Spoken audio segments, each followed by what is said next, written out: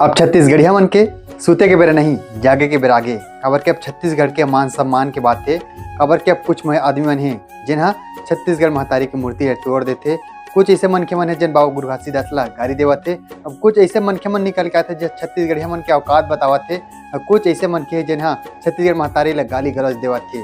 तो अब जो छत्तीसगढ़िया मन हा जाग गए थे तो जाग गए, जवन सूते थे अभी जाग जवा।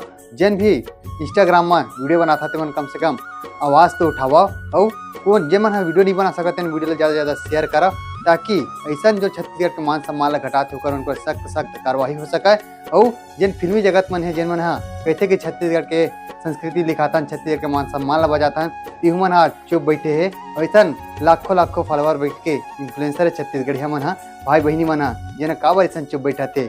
आप मन के चुप्पी साथ के जन बैठाओ।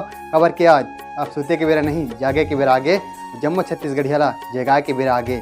आप मन जागाओ और छत्तीसगढ़ के मान सम्मान ला बचावा और कोनो गाड़ी झन देवा, लेकिन ओकर खिलाफ आवाज़ जरूर उठावा। जोहार छत्तीसगढ़, जय छत्तीसगढ़ महतारी।